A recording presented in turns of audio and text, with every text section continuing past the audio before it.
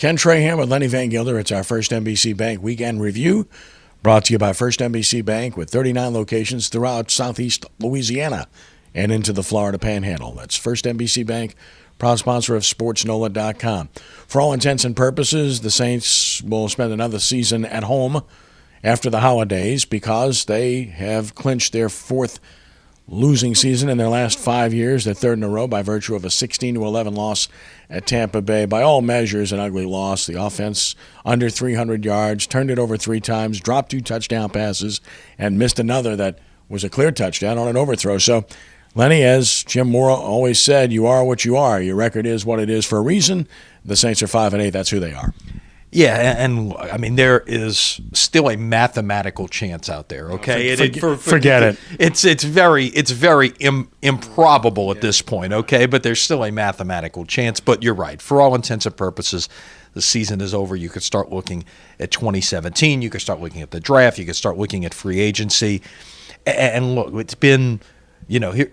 The offense is what's been disappointing. The defense has continually gotten better as this year has gone along.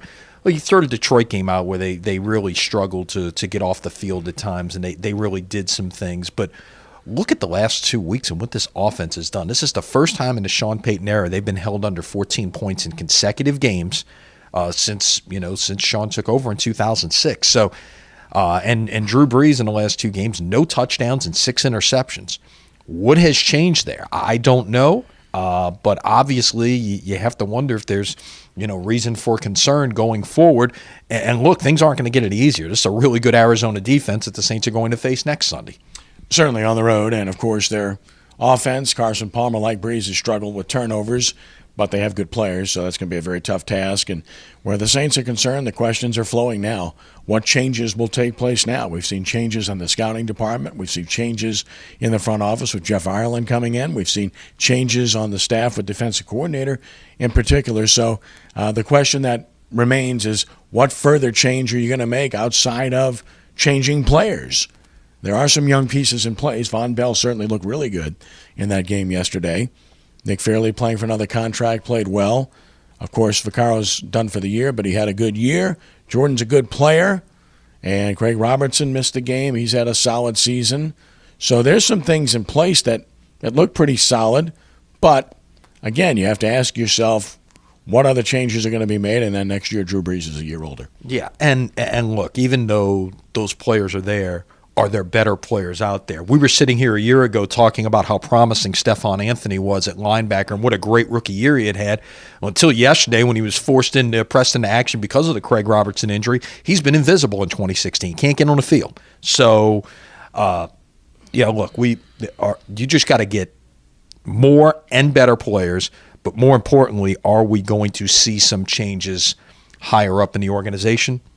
Stay tuned is all you can say, right? That's the ultimate tease. No doubt. And where the other organization at the Benson Zone is concerned, they got a win last night. The Pelicans had to go extra time to win in Phoenix. Tim Frazier a triple-double. So we've said all along that if they're going to have any chance to be successful, they need the supporting cast members to step up.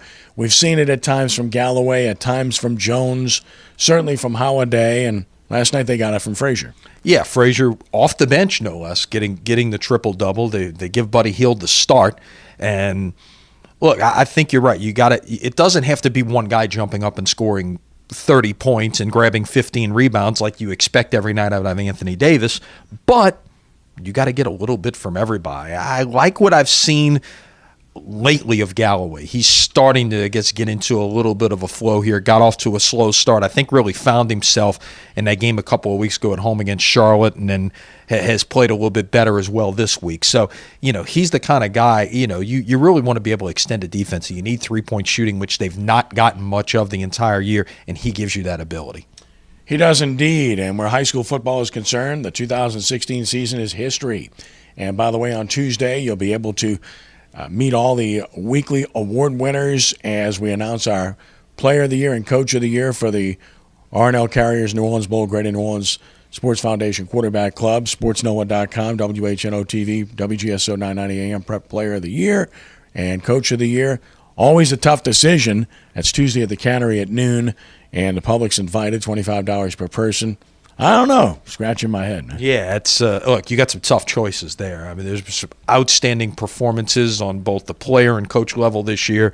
And a lot of great players and a lot of guys who are heading on to the next level. We get a chance to continue to follow, and stay tuned. We will have some details coming up at SportsNOLA.com. But if you can't make it there on Tuesday, how you can watch the proceedings. And make sure you watch SportsNOLA TV Monday night at 6 p.m. with Brian Halley-Walsh, Ricky Jackson, and I as well. I'm quite sure you will enjoy the process.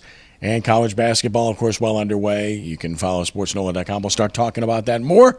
And, of course, where LSU's concerned, Dylan Moses sticks with Alabama. Lowell Narcisse decommits of sorts.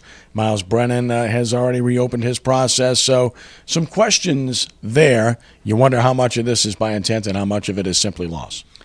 Who knows? And look, it's a fluid process, and you're getting into a dead period right now, which really means there'll be activity, but you won't be seeing coaches out on the road as such here for about a month. But the difference that you're starting to see in the last few years as opposed to before that is you get these guys who enroll in January. So you've got some guys like Moses. He's not going to sign a national letter. He's sending his scholarship papers to Alabama, and he will enroll in January. Any others that fit that bill? Very possibly. We'll see what they do in terms of those guys who are going to enroll in January and where they're going to cast their lot. And back to the high school for a moment. Congratulations to Lutcher and Coach Dwayne Jenkins, also to Edna Carr and Coach Bryce Brown, and to Landry Walker and Coach Emmanuel Powell for winning state championships on Saturday, this past Saturday in the Mercedes-Benz Superdome. Just under 50,000 there for the 2 weekends, and that's down from last year. It's disappointing. I think live television definitely is a reason for that. Personally, it's nothing against anybody doing it. We do games too, but I just think it's an excuse for people not to come. You give people a reason not to, you're right. It's certainly can be the case. Because you look at the teams that were there on Saturday, that figured to be a monster draw, with West Monroe being back for the first time in 5 years and Neville being there with them, and having the West Bank of New Orleans with Landry Walker and Carr there, and Lutcher with a feverish support system, and the same with Amite. And they had good crowds Saturday, but overall not quite what they wanted. They'll take a look at it. I've got a piece up at SportsNOLA.com that has my takes on everything that took place, so I encourage you to check that out. I know you have. Absolutely. All right. Thank you, buddy. Have a good week. All right. We'll see you later this week. That's our First NBC Bank Weekend Review, brought to you by First NBC Bank with 39 locations throughout the New Orleans area and beyond. That's First NBC Bank, proud sponsor of SportsNOLA.com. For Lenny, I'm Kenny. Have a great week, and God bless you.